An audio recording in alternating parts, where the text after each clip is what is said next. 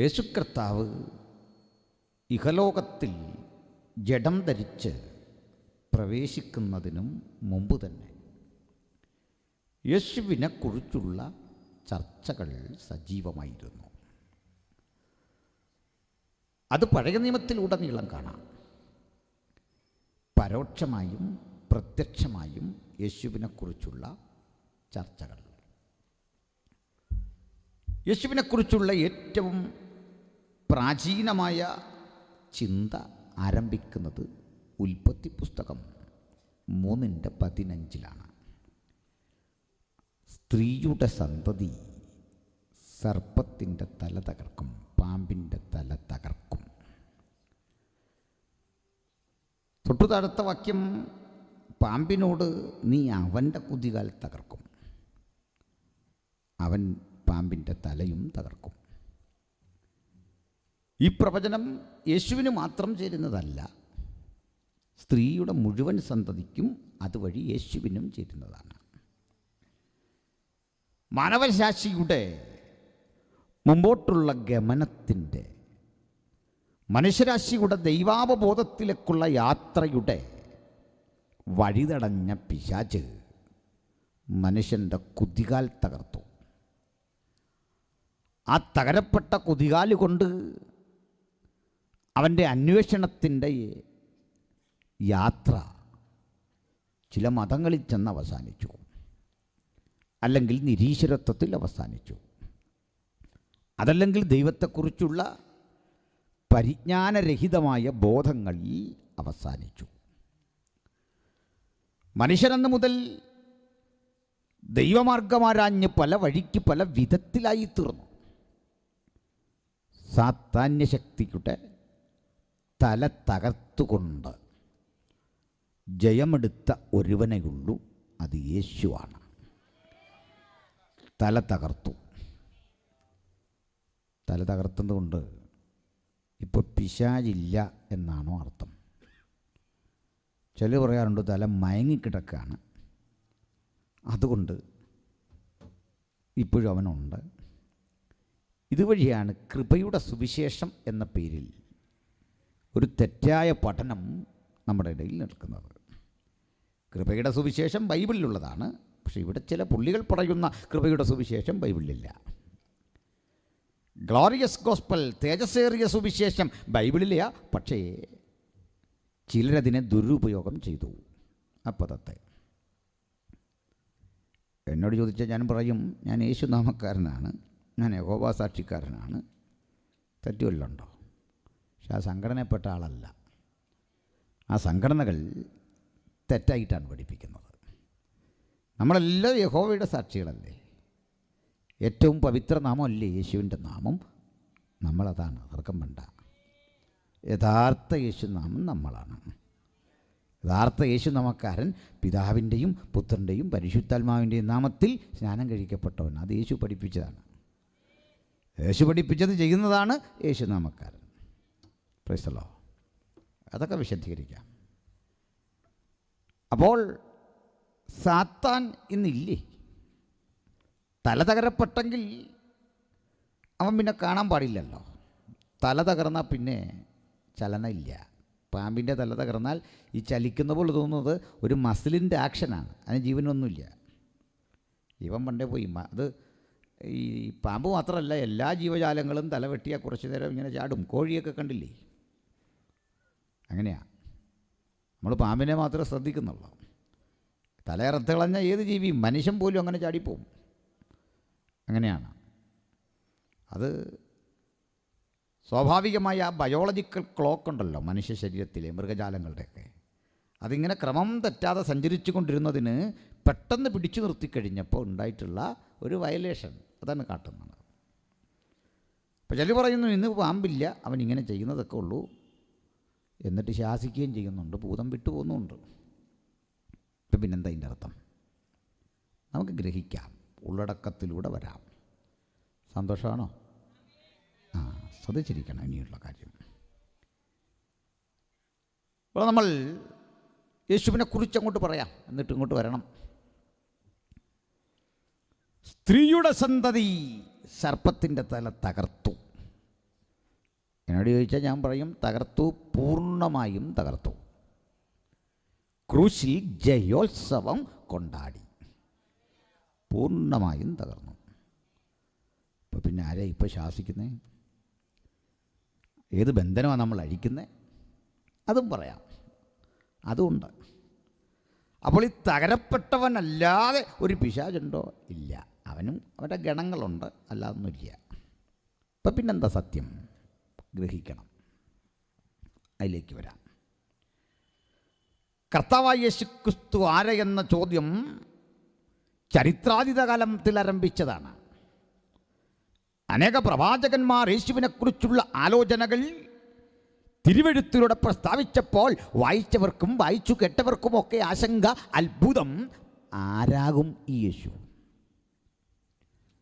യഹൂദ മതബോധം യേശുവിനെ പരിമിതപ്പെടുത്തിയാണ് കണ്ടത്. ഉള്ളളവിലൊന്നും അവർ കണ്ടില്ല. അവർ പറഞ്ഞു രക്ഷകനാണ്, മശിഹ അഥവാ അഭിഷിക്തനാണ്. പക്ഷെ പ്രവാചകന്മാർക്ക് തെറ്റിയില്ല.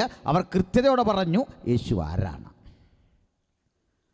പണ്ട് യേശുവിനെക്കുറിച്ച് ഒരാൾ പ്രസംഗിച്ചത്, പ്രവചിച്ചത് സ്ത്രീയുടെ സന്തതി എന്നാണെങ്കിൽ, ഉൽപ്പത്തി പുസ്തകം തീരുമ്പോഴേക്കും യേശുവിൻ്റെ വിലാസം കുറെ കൂടി ദൃഢപ്പെട്ടു.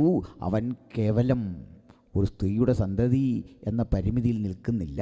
യേശു ജനിക്കുന്ന ഗോത്രം പ്രവചിക്കപ്പെട്ടു. യഹൂദ, ഒരു ബാലസിംഹം. പിന്നീട് ബിലയാം എന്നൊരു പ്രവാചകൻ വന്നു. നേരൊരല്പം പ്രശ്നക്കാരനായൊരു പ്രവാചകനാണ്, വിഷയമുണ്ടാക്കിപ്പോയൊരു മനുഷ്യനാണ്. പക്ഷെ പ്രവചിച്ചപ്പോൾ ആക്കമുള്ള ഒന്ന് പ്രവചിച്ചിട്ടാണ് ശുശ്രൂഷ പോയത്. ശുശ്രൂഷ പോകും മുമ്പുള്ള പ്രവചനത്തിൽ അദ്ദേഹം പറയുക, യാക്കോവിൽ നിന്ന് ഒരു നക്ഷത്രം ഉദിക്കും.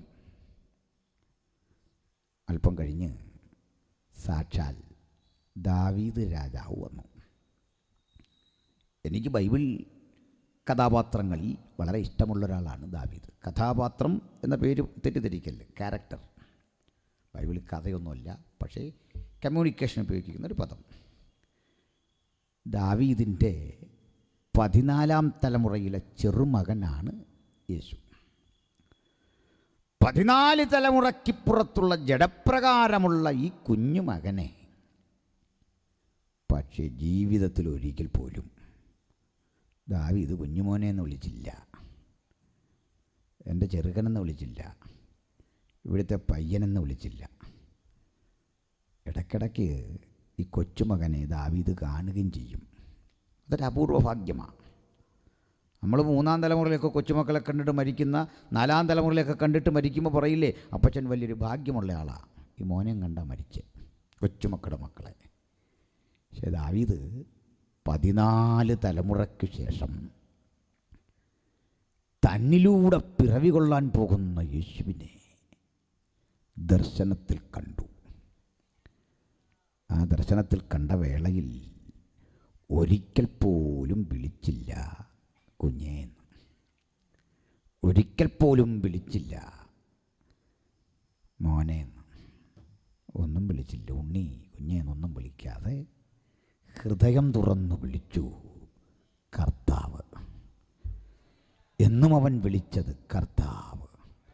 അതുകൊണ്ട് തീർന്നില്ല, എൻ്റെ കർത്താവെന്ന്. പിതാവാം ദൈവത്തെ വിളിക്കും കർത്താവ്, യേശുവിനെ വിളിക്കും എൻ്റെ കർത്താവ്. കർത്താവ് എൻ്റെ കർത്താവിനോട് അരുളി ചെയ്യുന്നത് എന്ന് പറഞ്ഞാൽ പിതാവ് പുത്രനോട് അരുളി ചെയ്യുന്നത്. ഇങ്ങനെയാണ് വിളിച്ചത്. രാജാധികാരമുള്ള മുതുമുത്തച്ഛൻ 14ാം തലമുറയിലെ മുത്തശ്ശനും കയറി വിളിച്ചു കർത്താവ്. എടാ ദാവീദ് കർത്താവെന്ന് വിളിച്ചവനെ ഏത് വകുപ്പിലാണ് നീ ഉണ്ണീശോ ആക്കിയത്? ആര് പറഞ്ഞു നിന്നോട്? നീ ദാവീദിനേക്കാൾ വലിയ പുള്ളിയാണ്. ഏത് ബന്ധത്തിലാണ്? നീ മടി കിടത്തി വളർത്തിയോ? നിനക്കെങ്ങനെ യേശു ഉണ്ണീശോ ആയത്? ചിലക്കിപ്പോഴും യേശു ഉണ്ണീശോയാണ്. ഡിസംബർ വരുന്നു, ഉണ്ണീശോയെ കാണാം. എല്ലാ വർഷവും വളർച്ചയില്ലാത്ത ഉണ്ണീശോയെ കൊണ്ട് നടക്കേണ്ടി വരുന്ന ഒരു ഗതികേടോർത്ത് തിരുവെഴുത്ത് പഠിക്ക്. ഉണ്ണീശോ അല്ല, തിരുവെഴുത്തിലെ ദൈവപുത്രനെക്കുറിച്ച് അറിയണം. യേശുവിൻ്റെ ബ്ലഡ് റിലേഷനുള്ള ചിലരെ അങ്ങനെയൊക്കെ പറയാമോ എന്ന് എനിക്കറിയില്ല. യേശു എന്ന മനുഷ്യനോട് ബന്ധമുള്ള ചിലരുണ്ട്, മറിയയുടെ മകൻ എന്ന നിലയിൽ. ഈ മറിയയുടെ മകനായി ജനം കണ്ടു, യോസേഫിൻ്റെ മകനായി ലോകം കണ്ടു. ചിലർ വിളിച്ചു തച്ചൻ്റെ മകൻ, ശാസ്ത്രമറിയാത്തവൻ. ഈ മറിയയ്ക്കും യോസഫിനും യേശുവിനെക്കുറിച്ച് വലിയ താല്പര്യമായിരുന്നു. എപ്പോഴും വീട്ടിലിരിക്കണം. അവരുടെ മാത്രമല്ല, നമ്മുടെ എല്ലാ ആഗ്രഹം യേശു എപ്പോഴും നമ്മുടെ കൂടെ ഇരിക്കണമെന്നല്ലേ. അങ്ങനെയാണ്. പക്ഷെ ഒരു ദിവസം യേശുവിനെ കാണാനില്ല. ദേവാലയത്തിലിരിക്കുക. മറിയ വന്നിട്ട് പറഞ്ഞു, നീ ഞങ്ങളെ വിഷമിപ്പിക്കുകയാണോ? എന്താ ഇങ്ങനെ കാണാതെ പോയേ? യേശുവിൻ്റെ മറുപടി, എൻ്റെ പിതാവിനുള്ളതിൽ ഞാൻ ഇരിക്കേണ്ടതല്ലയോ? സ്തോത്രം. യേശു പറയാ, തനിക്കൊരു പിതാവുണ്ട്, നിങ്ങളാരും അവനെ കണ്ടിട്ടില്ല. കാണാൻ ആഗ്രഹമുണ്ടെങ്കിൽ ഒറ്റ കാര്യമേ ഉള്ളൂ, എന്നെ കണ്ടാൽ മതി. എന്നെ കണ്ടവൻ പിതാവിനെ കണ്ടിരിക്കുന്നു. ഹല്ലേലൂയ, സ്തോത്രം.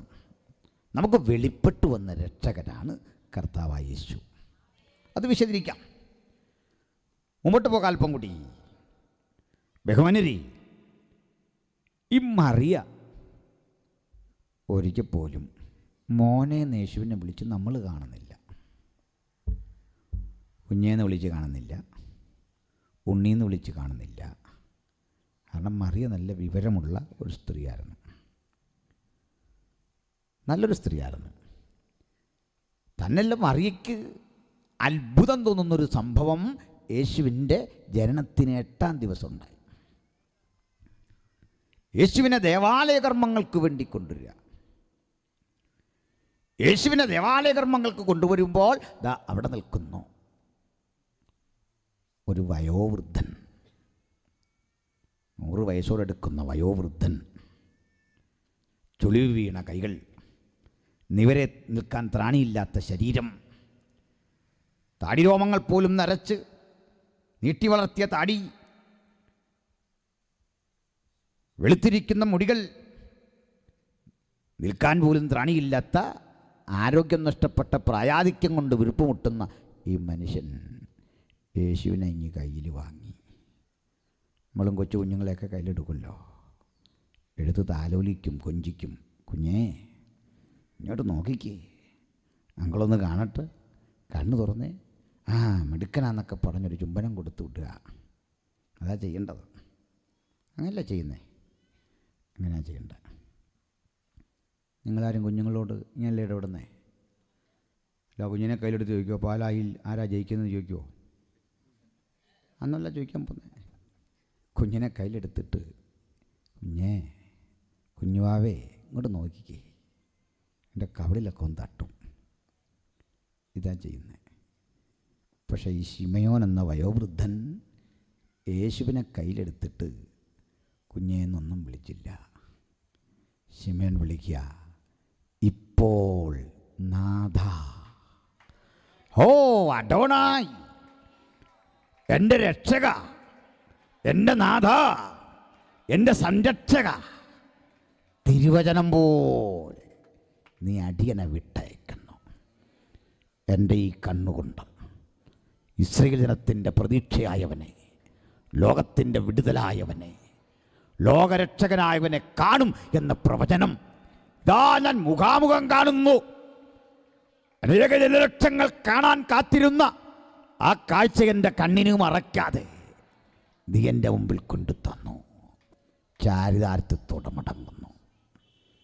ശിമയോനും യേശു ഉണ്ണീശോ അല്ല, മറിയയ്ക്ക് യേശു ഉണ്ണീശോ അല്ല, തിരുവെഴുത്തിലെങ്ങും യേശു ഉണ്ണീശോ അല്ല. ഹല്ലേലൂയ.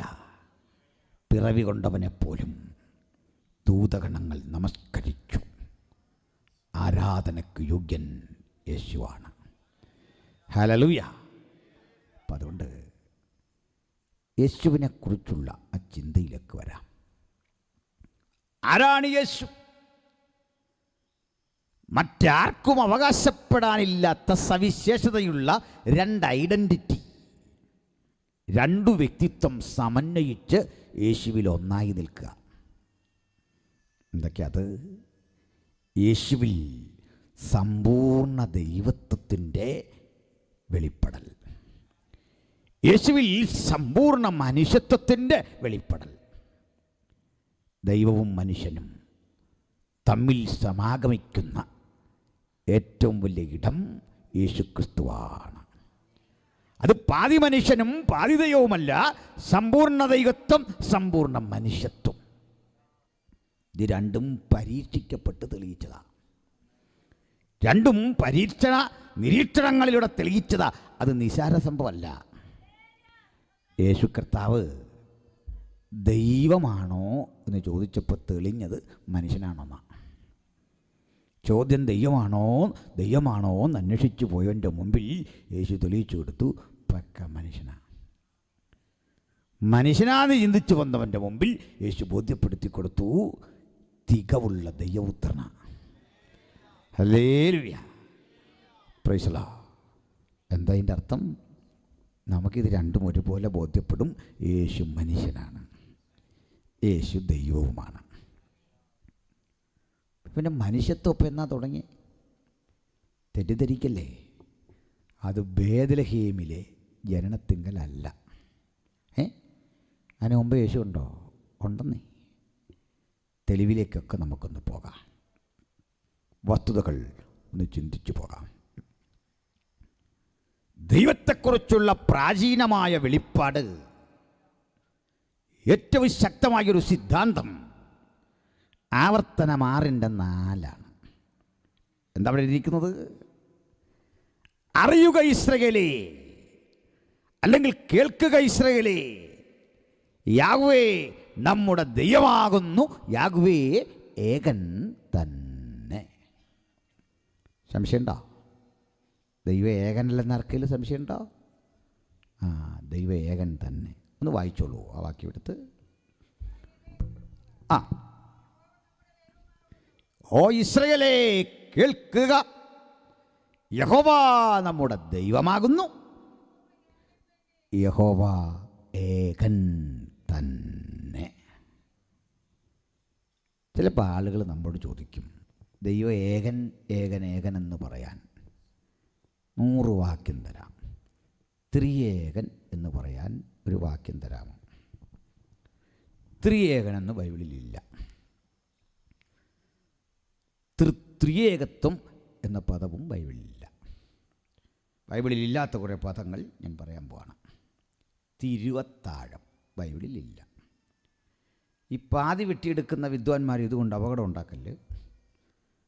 തിരുവത്താഴം ബൈബിളില്ല, നൽകുടത്തോട്ടം പറഞ്ഞു എന്ന രൂപത്തിൽ പറയാൻ കാത്തിരിക്കുന്ന ചിലരുണ്ട്. ഇപ്പം ഉൽപ്രാവണം എന്നൊരു പദം ബൈബിളിലില്ല.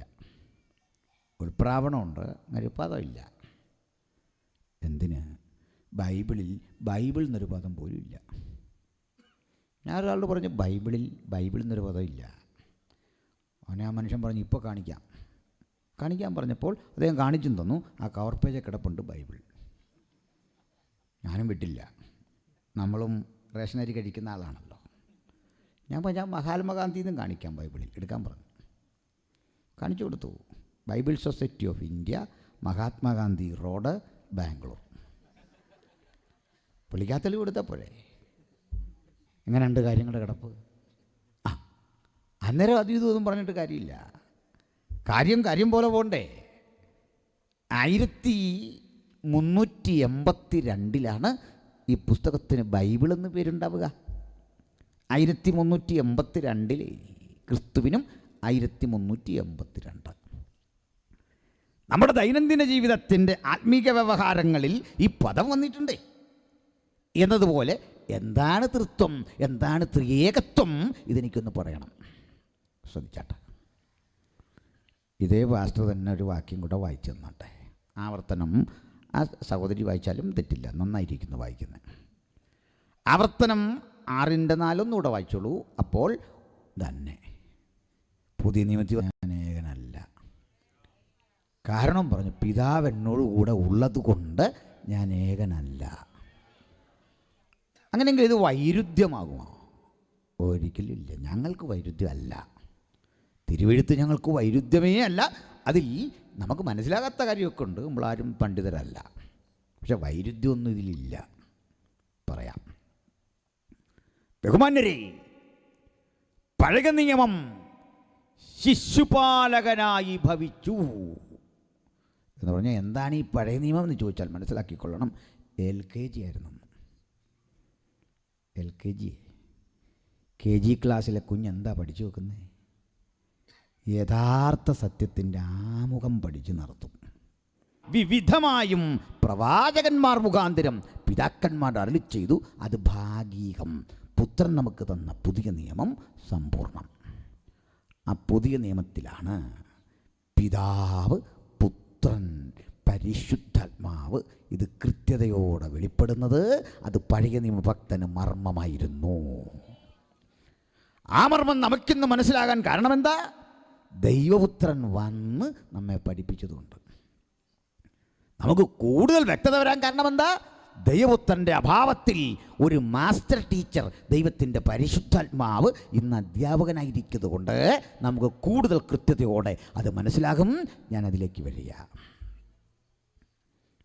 എന്താ വിശുദ്ധ വചനത്തിൽ പരിശുദ്ധ ത്രിയേകത്വം? അത്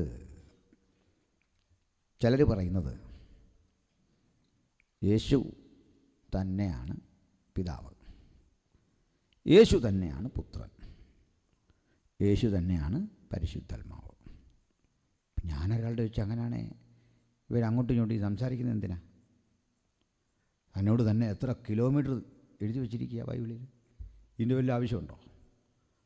അങ്ങനെ പറയാറുണ്ട്, കവികൾ പറയും, തന്നോട് തന്നെ പറയാറുണ്ട്. എൻ്റെ ആത്മാവേ നീ വിഷാദിച്ചുള്ളിൽ ഞരങ്ങുന്നതെന്ത്, ദൈവത്തിൽ പ്രത്യാശ വയ്ക്കുക. അതിന് കുഴപ്പമൊന്നുമില്ല. ഇതെന്താ പറയുന്നത്? ഞാൻ പോകാഞ്ഞാൽ നിങ്ങൾക്ക് പ്രയോജനമില്ല, ഞാൻ പോയാൽ സത്യത്തിൻ്റെ ആത്മാവ് എന്ന മറ്റൊരു കാര്യസ്ഥനെ പിതാവ് നിങ്ങൾക്ക് അയച്ചു തരാമെന്ന്. ഇത്ര പേര് വന്നു. ഞാൻ പോയി കഴിഞ്ഞാൽ ഞാനല്ല, സത്യത്തിൻ്റെ ആത്മാവ് എന്ന മറ്റൊരു കാര്യസ്ഥനെ പിതാവ് അയച്ചു തരും. പിതാവ് തന്നെയല്ല പുത്രൻ, പുത്രൻ തന്നെയല്ല പരിശുദ്ധാത്മാവ്. വ്യക്തത വന്നോ? അത് മനസ്സിലായോ? അത്രേ. ഒരിക്കലും പറയരുത് പിതാവാണ് പുത്രനെന്ന്, പുത്രനാണ് പരിശുദ്ധാത്മാവെന്ന്. ഞാനിതൊരു വലിയ ചർച്ചയ്ക്കകത്ത് എൻ്റെ മോനോട് പറഞ്ഞു, നമുക്കൊരു ഇതേക്കുറിച്ചൊരു പിക്ചർ വരച്ച് തരണം. അവൻ പോയി ഒരു 10 മിനിറ്റ് കൊണ്ട് ഒരു പിക്ചർ റെഡിയാക്കിക്കൊണ്ട് വന്നു. ഞങ്ങളതിങ്ങനെ സ്ക്രീനായിട്ട് കാണിക്കുകയാണ്. പിതാവും പുത്രനും ഒരാളാണെങ്കിൽ സംഭവിക്കുന്ന എന്താ? ഗെത്സമനിൽ ഇങ്ങനെ പ്രാർത്ഥിക്കുകയാണ് യേശു. ആ പ്രാർത്ഥനയിൽ ഇതാണ് ശരിയെങ്കിൽ എങ്ങനെ പ്രാർത്ഥിക്കണം? പിതാവേ, ഇത് ഞാനാണ് എന്ന് പറഞ്ഞാൽ ഇത് നീ തന്നെയാണ്. എല്ലാം മനസ്സിലായോ? പിതാവേ, നിന്റെ ഇഷ്ടം ചെയ്യാൻ നീ വരുന്നു. അതിനിപ്പോൾ എന്നാ കുഴപ്പം? അങ്ങനെയാണോ? അല്ല. പിതാവല്ല പുത്രൻ, പുത്രനല്ല പരിശുദ്ധാത്മാവ്. എങ്ങനെ നോക്കും? അപ്പം പിന്നെ 3 ദൈവമുണ്ടോ? ഇല്ല. ദൈവമേകൻ. അതെങ്ങനെ ശരിയാവും? ഈ കണക്ക് ചോദിച്ച് ചിലരിങ്ങനെ നമ്മളെ വിഷമിപ്പിക്കും. നിങ്ങൾ പേടിക്കൊന്നും വേണ്ട, കണക്ക് ഞാൻ തരാന്നേ. ശ്രദ്ധിച്ചിരി. ഏകനെന്ന് പറയുന്നത് അബ്സല്യൂട്ട് 1 അല്ല, തികച്ചു 1 എന്ന അർത്ഥത്തിലല്ല. ഒന്നിലധികം ചേരുന്ന 1 എന്നൊരു പ്രയോഗം ഗണിതത്തിൽ പഠിച്ചിട്ടുണ്ടോ? ഒരു സഭ ഒരാളാണോ? അവിടെ ഒരു സഭയിൽ എന്ന് പറഞ്ഞാൽ ഒരാളേ ഉള്ളോ? അല്ല, ഒന്നാത്. ഒരു വിഭാഗം, ഒരു ഗ്രൂപ്പ്, ഒരു ക്ലാസ്, ഒരു പറ്റം, ഇത് ഒന്നവിടെ നിൽക്കട്ടെ. പിതാവൊരുവൻ, പുത്രനൊരുവൻ, പരിശുദ്ധാത്മാവൊരുവൻ, 3 പേർ ചേർന്ന് ഒന്നാകുമോ? ആകുമെന്ന് ഞാൻ പറയാം. ബൈബിളിന് ഉപയോഗിച്ചിരിക്കുന്ന വളരെ ആവേശപരമായൊരു വചനമുണ്ട്. ഇത് നിമിത്തം പുരുഷനപ്പനെയും അമ്മയെയും വിട്ട് ഭാര്യയോട് പറ്റിച്ചേരും, ഇരുവരും ഒരു ദേഹമാകും. രണ്ടുപേർ ചേർന്ന് ഒന്ന്. കണ്ടോ? ഇപ്പോൾ തന്നെ അവർ രണ്ടാ, പക്ഷെ ഒന്നാ. അത് വ്യക്തമാക്കാം. ബൈബിളിൽ നിന്ന് തന്നെ ഉദാഹരണം തരാം. ചില ഈ ബൈബിളിന് പുറത്തുനിന്നുള്ള ഉദാഹരണം എടുത്തുകൊണ്ട് വരും. എന്നോടൊരാൾ പറഞ്ഞു, സാറേ തൃത്വം തെളിയിക്കാൻ വേറൊരു വഴിയുണ്ട്. നമ്മൾ എന്തോ പറയാം. ഞാൻ എൻ്റെ ഭാര്യയ്ക്ക് ഭർത്താവാണ്, എൻ്റെ മക്കൾക്ക് പിതാവാണ്, വേറെ ഏതാണ്ട് ബന്ധം കൂടെ പറഞ്ഞു, 3 എണ്ണം ഒപ്പിച്ചു. ഞാൻ പറഞ്ഞു, നിങ്ങൾ അത്രയല്ല ഉള്ളോ, ഞാൻ അതിലും വലുതാ. ഞാൻ എൻ്റെ പെങ്ങൾക്ക് സഹോദരനാണ്, അവിടെ കെട്ടിയവന് ഞാൻ അളിയനാണ്, സഭയിൽ ഞാൻ പാസ്റ്ററാണ്. ചുമ്മാ ഈ ആവശ്യമില്ലാത്ത കണക്കും കൊണ്ടൊന്നും പോയില്ല. ഒന്നാമത് ദൈവത്തെക്കുറിച്ചുള്ള ചിന്തകളിൽ ഉപമകൾ കംപ്ലീറ്റ് വിടണം. ദൈവത്തോട് ഉപമിക്കാൻ പറ്റിയ ഒറ്റ ക്യാരക്ടർ ഇല്ലെന്ന് എൻ്റെ പഠനം. ഇത് പറഞ്ഞതിൻ്റെയൊക്കെ പേരിൽ ഞാൻ ക്രൂശീകരിക്കപ്പെടുന്നൊരു കാലമാണ്. സാജൻ ഭാഷക്കൊക്കെ അറിയാൻ തോന്നുന്നു.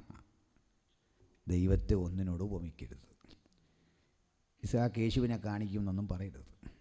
ഇസ്ഹാക്കിനെ കാണിക്കുന്നത് തന്നെ കഷ്ടിച്ച. മനസ്സിലായോ? അബ്രഹാം ദൈവത്തെ കാണിക്കുന്നു. എന്തോ ആവശ്യത്തിന്? അബ്രഹാമിനെ കാണിച്ചാൽ മതി. കാരണം നമ്മൾ തന്നെ ഇവിടെ പാടി ഇതെല്ലാം പറഞ്ഞിട്ട് പറയും നിനക്ക് തുല്യനായ ആരെന്ന്. ഏതിൽ ഒന്നേൽ ഉറച്ചു നിൽക്ക്.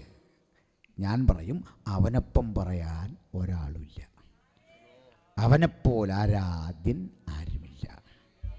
നിസ്തുല്യൻ, നിർമ്മലൻ, പാപികളോട് വേറിട്ടവൻ, സ്വർഗത്തെക്കാൾ ഉന്നതനായവൻ. ഈ അത്ഭുതവാനായ യേശുവിനെ ഒരു മനുഷ്യകീടത്തോട് ഉപമിക്കാൻ പാടില്ല. പ്രപഞ്ചത്തിലെ ഒരു വസ്തുതയോടും ഉപമിക്കാൻ പാടില്ല. അതുകൊണ്ട് ബൈബിൾ തരുന്ന ഒരു ഉപമ തരികയും ചെയ്യാം. ബൈബിളിലുണ്ട്, ഉപമിച്ചോണം. ഉദാഹരണം, നമ്മുടെ പെസഹ കുഞ്ഞാട് മറുക്കപ്പെട്ടിരിക്കുന്നു, ക്രിസ്തു തന്നെ. ആ പാറ ക്രിസ്തുവായിരുന്നു. പിന്നെ സംശയിക്കണ്ട, ബൈബിൾ പറഞ്ഞല്ലോ. വേദപുസ്തകം പറഞ്ഞെങ്കിൽ ചെയ്യും. ഞാനങ്ങോട്ട് വരാം. ഇപ്പോൾ എങ്ങനെയായി ഒന്നാകുന്നേ കേട്ടോ? നല്ലൊരു ഉദാഹരണം. വിശുദ്ധ ദൈവാലയം എന്ന സമാഗമന കൂടാരത്തിൽ കിടക്കുക. പ്രാകാരം, ആ റോഡൊക്കെ പ്രാകാരമാണ്. അവിടെ ചില കുഞ്ഞുങ്ങൾ ഇപ്പോഴും നിൽക്കുക. കുഞ്ഞെ ധൈര്യത്തോടെ നീ കൃപാസനത്തിൻ്റെ അടുത്ത് വാ. അപ്പച്ചൻ വിളിച്ചോ മുമ്പേ പാസ്, ഇനി പോര്, സീറ്റൊക്കെ ഇവിടെ കിടക്കുക. പ്രാകാരം. ഇത് വിശുദ്ധ സ്ഥലം, ഇത് അതിപരിശുദ്ധ സ്ഥലം. ഒരു എക്സാമ്പിൾ പറഞ്ഞ കേട്ടോ, ഇങ്ങനത്തെ എക്സാമ്പിൾ. വിഷമമുണ്ടോ? വിശുദ്ധ സ്ഥലത്തെയും അതിപരിശുദ്ധ സ്ഥലത്തെയും തമ്മിൽ വേർപിരിക്കുന്ന ഒരതിരുണ്ട്. ഒരു തിരശീല ഇട്ടേക്കുക.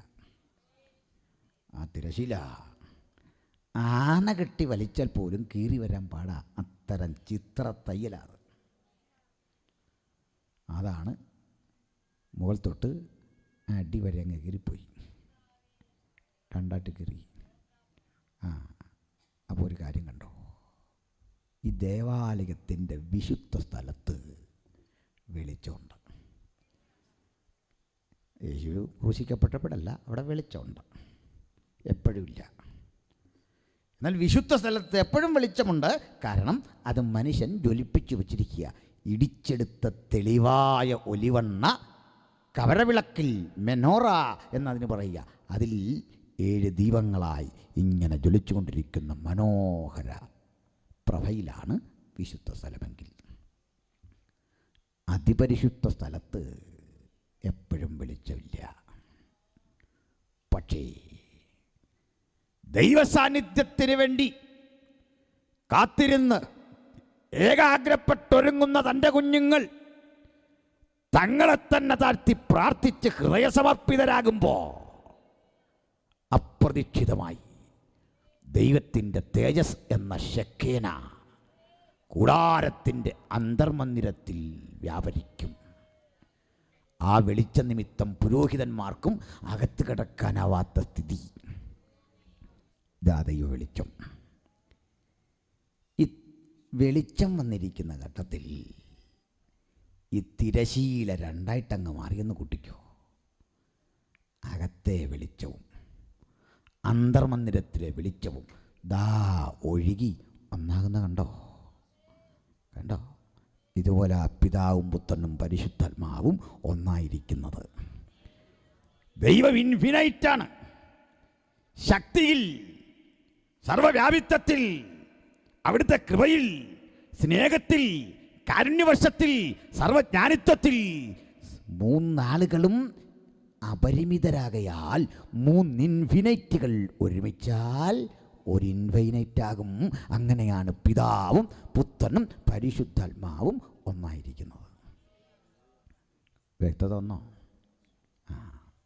സ്വർഗത്തിൽ ദൈവം, സ്നേഹവാനായ ദൈവം തൻ്റെ മനോഹര ഇരിപ്പിടത്തിൽ 3-ാം സ്വർഗത്തിൽ അങ്ങനെ അധിവസിക്കുക.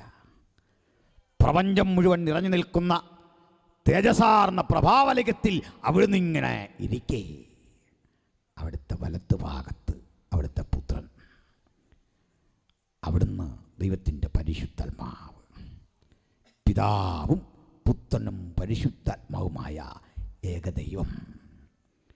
പിതാവിൻ്റെ സർവശക്തിത്വം പുത്രനിലും, പുത്രൻ്റെ സർവശക്തിത്വം പരിശുദ്ധാത്മാവിലും, ആ സർവജ്ഞാനിത്വം ഒരുപോലെ കൃത്യതയോടെ അങ്ങനെ പരിലസിക്കും വേളയിൽ പിതാവ് പുത്രനെ സ്നേഹിച്ചു, പുത്രൻ പിതാവിനെ സ്നേഹിച്ചു,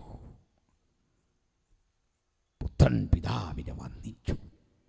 ദൈവപിതാവിന് പുത്രൻ സ്നേഹവും ആദരവും അർപ്പിച്ചു. പരസ്പര സ്നേഹത്തിൻ്റെ, സാഹോദര്യത്തിൻ്റെ, പരിശുദ്ധാത്മ സാന്നിധ്യത്തിൻ്റെ തികവാർന്ന അനുഭവം നോക്കിക്കൊണ്ട് പറയുക, കാൺമീൻ, നാം ദൈവമക്കളെന്ന് വിളിക്കപ്പെടുവാൻ എത്ര വലിയ സ്നേഹം പിതാവ് നമുക്ക് നൽകി. മറ്റൊന്നുമല്ല, ഈ പുത്രനെ നമുക്ക് തന്നു. മനസ്സിലായോ? ഈ സ്നേഹിക്കുന്ന സ്നേഹത്തിൻ്റെ ഊർജപ്രവാഹത്തെ കണ്ട് ദൂതഗണങ്ങൾ തങ്ങളുടെ ചിറക് 2 കൊണ്ട് മുഖം മൂടി, 2 കൊണ്ട് പാദം മൂടി, 2 കൊണ്ട് പറന്നു. സ്നേഹിതരെ, അത് ആരാധനയെന്ന് പറഞ്ഞു പരിമിതപ്പെടുത്താൻ വരട്ടെ, അതിനപ്പുറത്താ ഭയഭക്തി ബഹുമാനങ്ങളുടെ ആദരവിൻ്റെ ശബ്ദം ഒരുത്തനോടൊരുത്തൻ. രാപ്പകൽ വിശ്രമമില്ലാതാ പറയുന്നതെങ്കിലും ഒരു പോയിന്റ് വരുമ്പോൾ നിൽക്കും, 3 തവണ പറയും പരിശുദ്ധൻ പരിശുദ്ധൻ പരിശുദ്ധൻ. അവിടെ ഒരു ഇൻ്റർവെല്ലുണ്ട്. വീണ്ടും പറയും ഒരുത്തനോടൊരുത്തൻ പരിശുദ്ധൻ പരിശുദ്ധൻ പരിശുദ്ധൻ. ആ ശബ്ദത്തിൻ്റെ മനോഹരമായ അലയൊലികൾ അന്തർമന്ദിരത്തെ മുഴുവൻ ഇളക്കി, ആലയത്തെ മുഴുവൻ സ്പന്ദനം കൊള്ളിച്ചു, പ്രപഞ്ചത്തെ മുഴുവൻ കിടിലം കൊള്ളിച്ചെങ്കിൽ ആരാധനയ്ക്ക് യോഗ്യനായ ആ ദൈവപുത്രനെ ഇന്ന് രാത്രി ആരാധിക്കാൻ ഞാനും നിങ്ങളും ഒരുമിച്ച് ഈ പന്തലിൽ വന്നിരിക്കുമ്പോൾ പ്രപഞ്ചവാസകലം ആരാധിക്കുന്നവനെ നോക്കി പറയാ, നിന്റെ രക്തം കൊണ്ട് നീ ഞങ്ങളെ വീണ്ടെടുത്തു, ഞങ്ങളെ ഞങ്ങളുടെ ദൈവത്തിന് രാജാവും പുരോഹിതന്മാരുമാക്കി വെച്ചു. ആ ദിവ്യ സ്നേഹത്തെ കണ്ട യോഹന്നാൻ പറയുന്നത്, കാൺമീൻ, നാം ദൈവമക്കളാകാൻ പിതാവ് എത്ര വലിയ സ്നേഹം നമുക്ക് തന്നു. ഇത് കണ്ടപ്പോൾ വേറൊരു ഗ്രൂപ്പ് ആരാധനയ്ക്ക് അവിടെ ഉണ്ടായിരുന്നു. ദൂതന്മാരൊത്തിരി ഗണമാണ്. ഇതെല്ലാം നമുക്ക് ദൈവം വെളിപ്പെടുത്തിയിട്ടൊന്നുമില്ല. നമുക്ക് മനസ്സിലായതിനേക്കാളധികം കാര്യങ്ങൾ വെളിപ്പെടാതെ കിടപ്പുണ്ട്. ആ കൂടെ വേറൊരു ഗ്രൂപ്പ്, അതിനൊരു ക്യാപ്റ്റനൊക്കെ ഉണ്ടായിരുന്നു. അവനായി ലൂസിഫർ എന്ന് വിളിക്കുന്നത്. അവൻ ലൂസിഫർ, അതിൻ്റെ അർത്ഥം തന്നെ തേജോരൂപിയായ ഒരു നക്ഷത്രം എന്നാണ്. മലയാളം ബൈബിൾ അത് അരുണോദയപുത്രനായ ശുക്ര എന്ന് വിളിച്ചിരിക്കുന്നു. ഇവനെ മലയാളം ബൈബിൾ ബാബിലോണിലെ രാജാവിനോട് ഉപമിച്ച സംസാരിച്ച്. ഇംഗ്ലീഷ് ബൈബിളിലെല്ലാം അങ്ങനെ തന്നെയാണ്. അപ്പുറത്ത് എസെക്കിയേൽ പ്രവചനത്തിലേക്ക് വരുമ്പോൾ ഇവനൊരു കെരൂബാണ് എന്ന് തെളിയുന്നു. അവിടെ സോർ പ്രഭുവിനോട് ഉപമിച്ചാണ് സംസാരിക്കുന്നത്. അക്ഷരാർത്ഥം സ്രോർ പ്രഭുവിനും ആത്മീയാർത്ഥം ലൂസിഫർ എന്നൊരു ദൂതനുമായിരുന്നു. അവൻ ഒരു ഡീസൻ്റ് ആളായിരുന്നെന്ന് അവിടെ തന്നെ എഴുതിയിരിക്കുക. അല്ലെ തന്നെ നമ്മൾ ഈ കാണുന്നതിൽ ഒത്തിരി ഡീസൻ്റ് ഏർപ്പാട് പിശാചിനുണ്ട്. നിങ്ങൾക്ക് അറിയത്തില്ലഞ്ഞിട്ടാ. ഈ പിശാച് ഒരിക്കലും ആരോടും തെറി വിളിച്ചതായിട്ട് ബൈബിളിലില്ല. ഉണ്ടോ? നിങ്ങൾക്ക് എവിടെയെങ്കിലും കാണിക്കോ പിശാച് അവിടെ നിന്ന് തെറി പറഞ്ഞു? അങ്ങനെയൊന്നുമില്ല. നിങ്ങൾക്ക് എവിടെയും കാണിക്കുക പിശാച് ഒരുത്തൻ്റെ അപ്പന് പറഞ്ഞോ അമ്മയുടെ ഒന്നും പറഞ്ഞില്ല. മാത്രമല്ല, അല്ല മര്യാദയ്ക്ക് സംസാരിച്ചവനാ പിശാച് ബൈബിളെടുത്താൽ. ഫേസ്ബുക്കിൽ കമൻ്റ് ഇടുന്നവൻ്റെ കമൻറ്റിനേക്കാൾ ഡീസൻ്റാ സാത്താൻ്റെ വാക്കുകൾ. കണ്ടം വഴി ഓടി, തേച്ചൊട്ടിച്ചു. അതൊക്കെ പിന്നെ പോട്ടെ. എൻ്റെ വിചാരം ആ 4:45 കമൻ്റ് ഇടുമ്പോഴത്തേക്ക് ബാക്കിയുള്ളവന്ന് നിർത്തിച്ച് പോകുന്നത് എന്തിനാ? ഇവൻ്റെ അടുത്ത് കിടന്ന് അടിക്കാനുള്ള താല്പര്യമില്ലാത്തതുകൊണ്ടാണ് പലരും കയറിപ്പോകുന്നത്.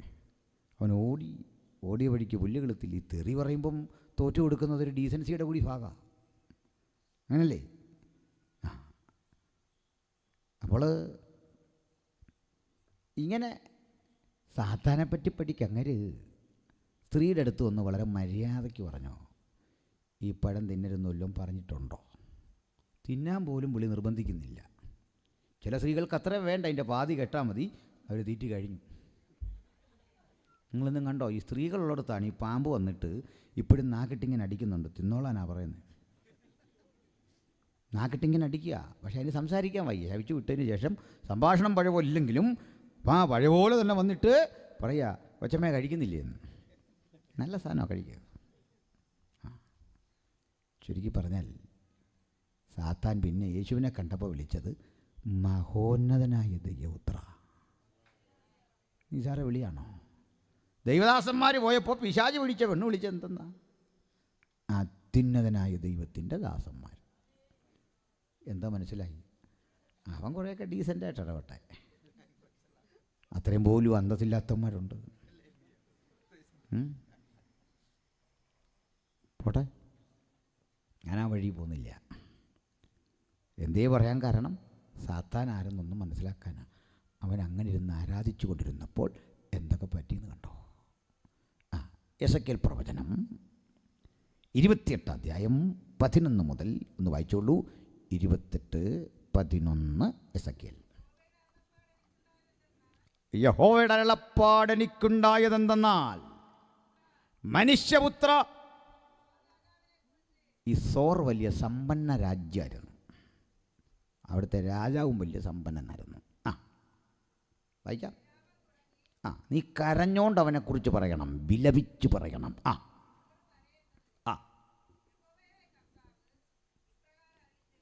യഹോവയായ കർത്താവ് ഇപ്രകാരം അരുളി ചെയ്യുന്നു. കണ്ടോ, നീ എക്സാംപ്ലറി വണ്ണായിരുന്നു. നീ മാതൃകാമുദ്രയായിരുന്നു. പിന്നെ നിനക്കറിവിൻ്റെ തികവുണ്ടായിരുന്നു. പിന്നെ നീ സൗന്ദര്യപൂർണനായിരുന്നു. പിന്നെ നിന്നെ ആക്കി വച്ചത് ഏദൻ പർദീസയിലായിരുന്നു. പിന്നെ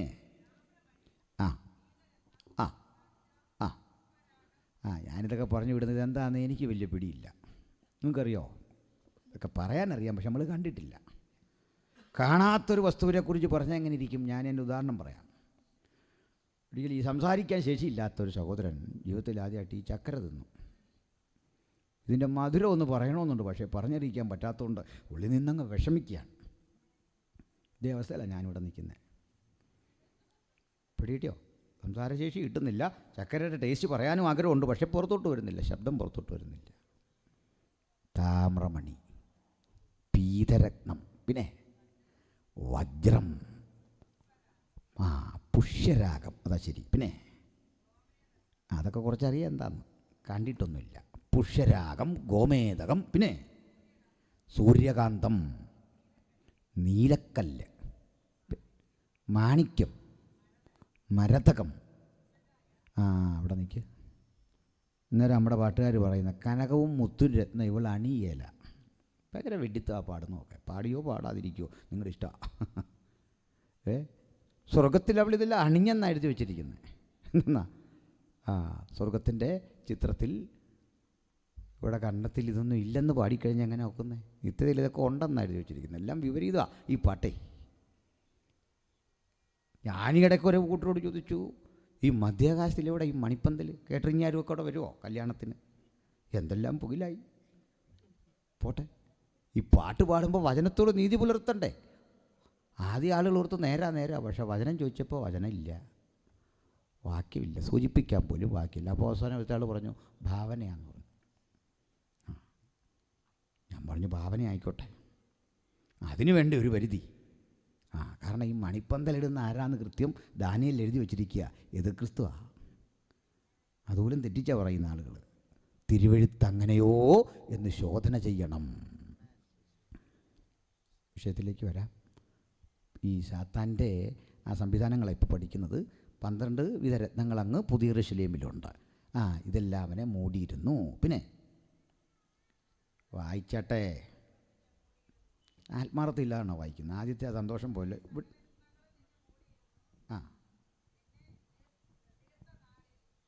അതുപോരാ. ഇവിടെ വായിച്ചാട്ട് ഒരു തീരുമാനമില്ല. നന്നായിരുന്നു എന്ന് പറഞ്ഞപ്പോൾ നമുക്കോട്ട് പണി തരിക. വായിച്ചു, ഇവിടെ വായിച്ചു. എനിക്കറിയാം. ഇവിടെ വായിച്ചു. നിന്നെ തീർത്ത നാളിൽ. അങ്ങനെ ഇങ്ങോട്ട് പറട്ടെ. നിന്നെ തീർത്ത നാളിൽ നിന്നിലുള്ള തടങ്ങളുടെയും കൂടുകളുടെയും പണി പൊന്നുകൊണ്ടുള്ളതായിരുന്നു. ഇത് പരിഭാഷയിലൊരു പ്രശ്നമുണ്ട്. നിന്നെ തീർത്ത നാളിൽ നിന്നിലുള്ള കുഴലുകളുടെയും നാദസ്വരങ്ങളുടെയും പണി പൊന്നുകൊണ്ടുള്ളതായിരുന്നു. എന്ന് പറഞ്ഞാൽ ഈ പുള്ളി ചിറകങ്ങോട്ട് വിടർത്തുമ്പോൾ സംഗീതത്തിൻ്റെ സപ്തസ്വരങ്ങളുടെയും നിർഗളിത പ്രഭയിൽ ഇതെന്തോ ഒരനുഭവം. പാട്ടിൻ്റെ മനോഹാരിതയിൽ നമ്മളങ്ങനെ ലയിച്ചങ്ങിരിക്കും. അനുപമ സംഗീതം, ഉത്കൃഷ്ട സംഗീതം, ബീഥോവനെ വെല്ലുന്ന, മൊസാർട്ടിനെ വെല്ലുന്ന, പൗരാണികന്മാരായ ആളുകളെയും പാശ്ചാത്യരെയും ഒക്കെ വെല്ലുന്ന സംഗീതാനുഭൂതിയുടെ മാസ്മരികമായൊരു ലോകത്തിലേക്ക് ഇവൻ നമ്മളെ ഇങ്ങനെ ആനയിച്ചു കൊണ്ടുപോകും. എത്ര മനോഹരമാണ് അവസ്ഥ. നാളെ നമ്മളും പാടാനിരിക്കുന്ന, ആരും കേട്ടിട്ടില്ലാത്ത പാട്ട് നമ്മൾ പാടുമല്ലോ. പാരിലാരും പാടിയിടാത്ത പാട്ടു നമ്മൾ പാടും, പാരിലാരും ചൂടിടാത്ത വാടാമൂടി ചൂടും. ആ മനോഹരാവസ്ഥയുടെ പൗരാണിക രൂപമായി ഇപ്പോൾ വായിച്ചത്. ദൂതൻ ആരാധിക്കുമ്പോൾ ആ കരങ്ങളിങ്ങനെ ഉയർത്തുമ്പോൾ സംഗീതത്തിൻ്റെ സപ്തസ്വരങ്ങളുടെയും നിർഗളിത ധാരയിൽ ഒരു ഭാഗം ആനന്ദനിർഭരമായൊരു ലോകത്തിലേക്ക് പോകുമ്പോൾ അടുത്തൊരു കൂട്ടർ പറയുക, അവൻ പരിശുദ്ധൻ, പരിശുദ്ധൻ, പരിശുദ്ധൻ. സ്വർഗം മുഴുവൻ ആരാധനയുടെ മനോഹാരിതയാർന്ന ആ നിമിഷം നമുക്ക് വർണ്ണിക്കാൻ പറ്റുമോ? എത്ര ആനന്ദകരമാണ്. ദൈവശില്പിയായി നിർമ്മിച്ചതും അടിസ്ഥാനമുള്ളതുമായ ആ നഗരത്തിലെ സ്വർഗീയാരാധന, ആ ഒരു അനുഭവത്തിലേക്ക് നമുക്കൊന്ന് അടുത്തു വരും മുമ്പ് ഒന്ന് പരിശോധിച്ചു പോകാം. ബാക്കി കൂടി വായിക്കാം. നീ ചിറക് വിടർത്തി മറയ്ക്കുന്ന കെരൂബാകുന്നു. ഞാൻ നിന്നെ വിശുദ്ധ ദേവപർവ്വതത്തിൽ ഇരുത്തിയിരുന്നു. ഞാൻ നിന്നെ വിശുദ്ധ ദേവപർവ്വതത്തിൽ ഇരുത്തി. നീ അഗ്നിമയ രഥങ്ങളുടെ മധ്യേ സഞ്ചരിച്ചു പോന്നു. ഈ രഥമൊക്കെ നമ്മൾ ഏലിയാവിനെ എടുക്കാൻ വരുന്ന രംഗത്ത് കാണുന്നുണ്ട്. അഗ്നിമയ രഥങ്ങളുടെ മധ്യേ നീ സഞ്ചരിച്ചു പോന്നു. നിന്നെ സൃഷ്ടിച്ച നാൾ മുതൽ നിങ്ങൾ നീതികേട് കണ്ടതുവരെ നീ നടപ്പിൽ നിഷ്കളങ്കനായിരുന്നു. കണ്ടോ, ഇത്രയും സൗന്ദര്യമുള്ളവനെ, ഇത്രയും ജ്ഞാനസമ്പൂർണൻ, നീതികേട് കാട്ടും വരെ നിഷ്കളങ്കനായിരുന്നു. അവൻ്റെ നീതികേട് പിന്നെ പറയാം. വായിച്ചേ. നിന്റെ വ്യാപാരത്തിന്റെ പെരുപ്പം നിമിത്തം നിന്റെ അന്തർഭാഗം സാഹസം കൊണ്ട് നിറഞ്ഞു. പുള്ളിക്ക് ഈ ചെയ്ത പ്രവൃത്തി നിമിത്തം അന്തർഭാഗം സാഹസം കൊണ്ട് നിറഞ്ഞു. നീ പാപം ചെയ്തു. കേട്ടെ, പാടുന്ന, പ്രസംഗിക്കുന്ന, ഉപകരണം കൈകാര്യം ചെയ്യുന്ന, ജീവിതത്തിൽ ദൈവം താലന്ത് തന്ന ഏതൊരാളും ഓർക്കണം, തമ്പുരാൻ്റെ ദാനം. ഹല്ലേലൂയ. ഈ തൊണ്ടയടഞ്ഞാൽ അനിൽക്കൊടിത്തോട്ടം എന്നൊരു മനുഷ്യനില്ല. ഈ വിരൽ ചലിക്കുന്നില്ലേ, നിങ്ങളില്ല. നിൻ്റെ അസ്തിത്വമായത്. ഇതിനോട് നീതി പുലർത്തി ജഗത്തിൻ ജീവിതം നയിപ്പാൻ നമ്മെ എല്ലാം ദൈവം പ്രാപ്തരാക്കട്ടെ. ഹല്ലേലൂയ. സ്തോത്രം. സാഹസം കൊണ്ട് നിറഞ്ഞു. എന്നിട്ട് നീ പാപം ചെയ്തു. പിന്നെ അതുകൊണ്ട് ഞാൻ നിന്നെ അശുദ്ധനെന്ന് എണ്ണി ദേവപർവ്വതത്തിൽ നിന്ന് തള്ളിക്കളഞ്ഞു. ഇവനെന്ന് തള്ളിക്കളഞ്ഞു.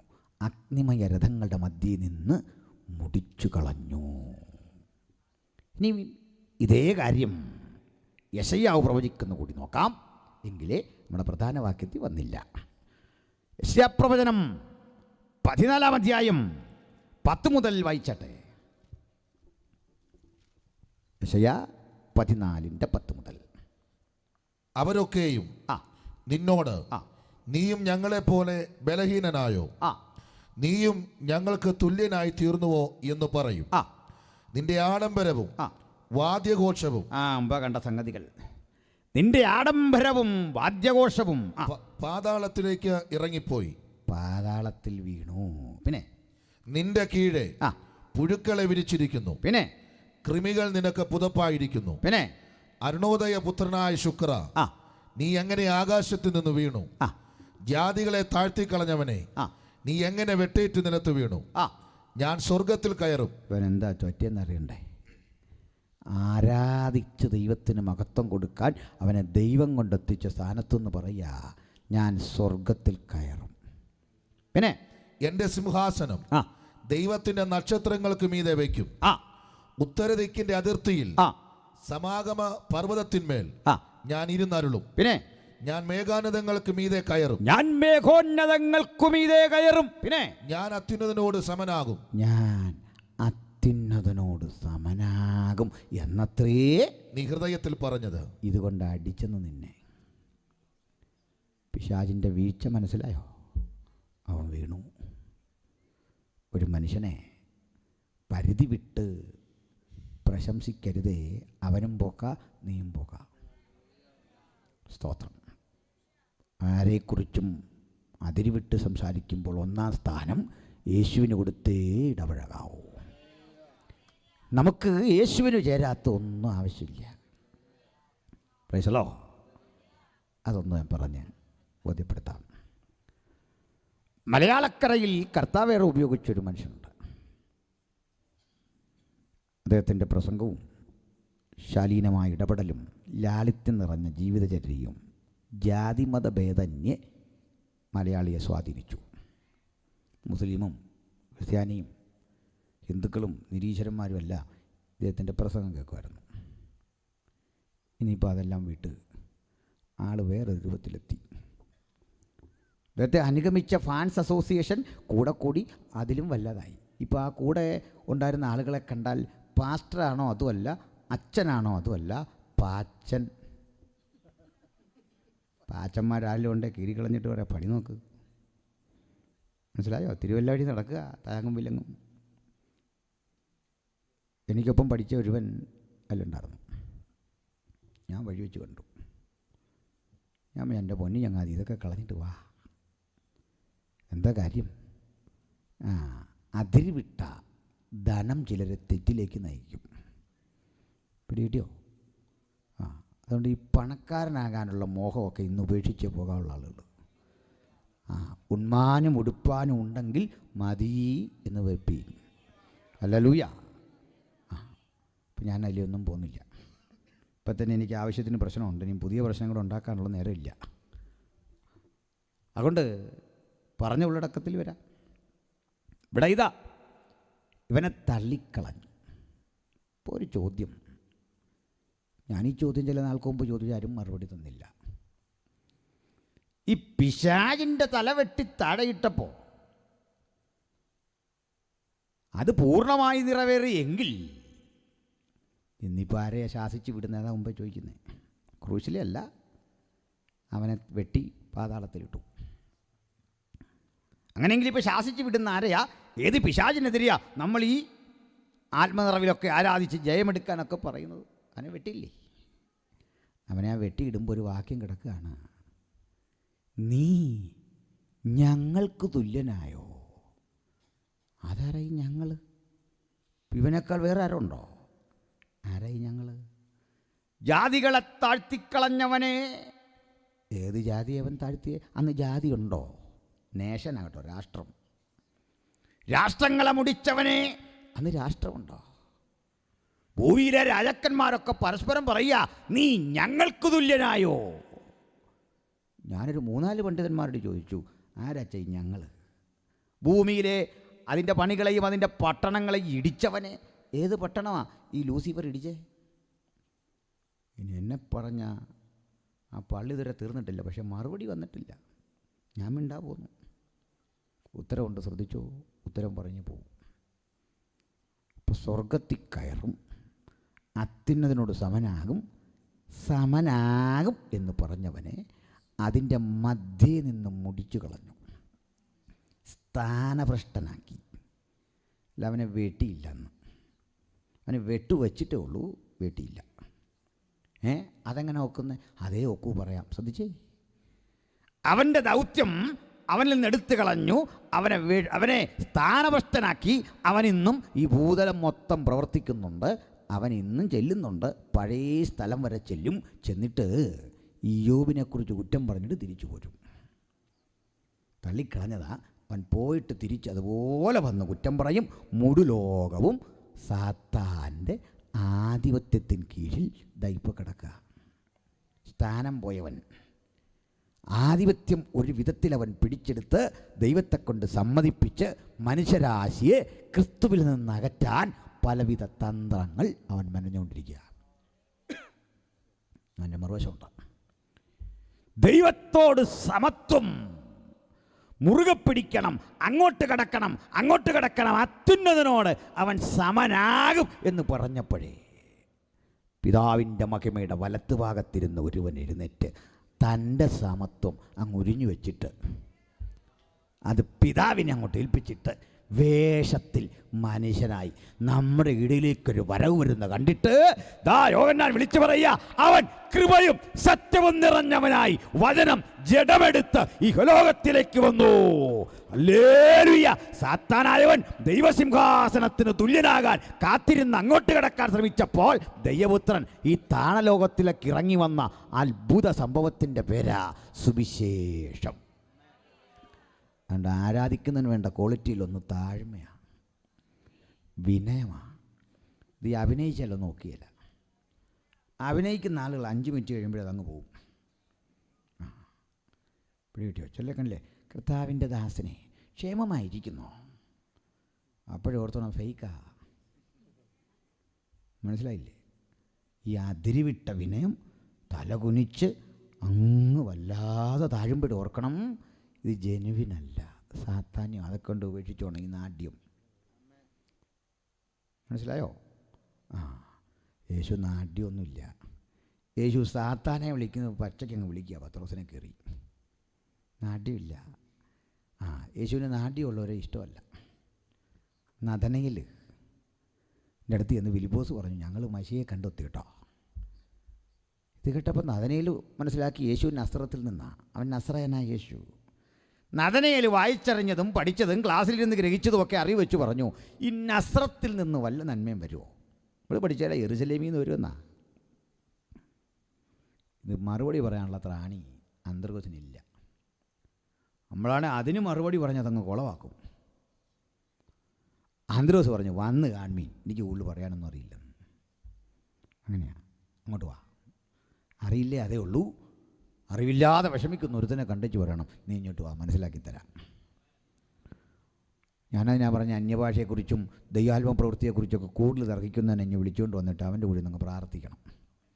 ഒന്നുകിൽ ഭൂതവിളകും, അല്ലെങ്കിൽ അവൻ ആത്മാവ് വരും. ഇതിലേതിലും ഒന്ന് സംഭവിക്കും. ഭൂത വിളക്കിട്ട് ശാസിക്കരുത്, നമ്മളിഞ്ഞ് പോന്നേക്കണം. അതേന്നേ. പിന്നെ അങ്ങനെ ഒരു ട്രിക്കൊക്കെ ഉണ്ട് നമുക്ക്. എന്ന് പറഞ്ഞാൽ നല്ലപോലെ നമ്മളങ്ങോട്ട് ആരാധിച്ച് ശക്തിപ്പെട്ട് കഴിയുമ്പോൾ ഇതൊക്കെ നിലച്ചുപോയി എന്ന് പറയുന്നവന് മറ്റവൻ കയറിഞ്ഞ് പ്രവൃത്തി തുടങ്ങും. നമ്മൾ നേരെ ആശീർവാദം പറഞ്ഞു പോരണം. അങ്ങനെ കാര്യം ചെയ്തോളൂ. എൻ്റെ അനുഭവം പറയുന്നത്, ഞങ്ങൾ വൈദ്യുതി സെമിനാരി പഠിക്കുമ്പോൾ പെന്തിക്കോസുകാർ ഞങ്ങൾ കുറേ പേരേ ഉള്ളൂ. അത് പെന്തക്കോസ് സ്ഥാപനമൊന്നും അല്ല, ഞാൻ ഹയർ സ്റ്റഡിക്ക് പോയതാണ്. അവിടെ ഒരുത്തിന് ഭൂതം പിടിച്ചു. ഭൂതം വിളകിക്കഴിഞ്ഞപ്പോൾ ഈ ബാപ്റ്റിസ്റ്റ് സഹോദരന്മാരും ബ്രദർ സഹോദരന്മാരും എല്ലാം കൂടെ കൂടി പെന്തക്കോസുകാരെ നമുക്ക് തരികയല്ല ഇവനെ പിടിച്ചുകൊണ്ട് ലൈബ്രറി കയറി അവന് ചുറ്റും നിന്നുകൊണ്ട് പാടുക, this is the day that the Lord has made. എന്തോ ഒരു ബോധ നടന്ന സംഭവം. എൻ്റെ കൂട്ടുകാരൻ പറഞ്ഞു, ഇടാ പുൽപ്പിറ്റി കമൻട്രി മാത്യു ഹെൻറിയുടെ പുസ്തകവും ഒക്കെ അവിടെ ഇരുന്നത് ഭൂതത്തിൻ്റെ ഒരു കരുണ. ഒരു ഭൂതം അല്ലേ, അത് വെച്ച് അവനെ താങ്ങിയനെ ഷെൽഫും മറിച്ചിട്ട്. ഭൂതമൊന്നും പോയില്ല. ഞാൻ പറഞ്ഞു, ഇങ്ങോട്ട് വിടച്ച, ഞങ്ങൾ കാണിച്ചു തരാം.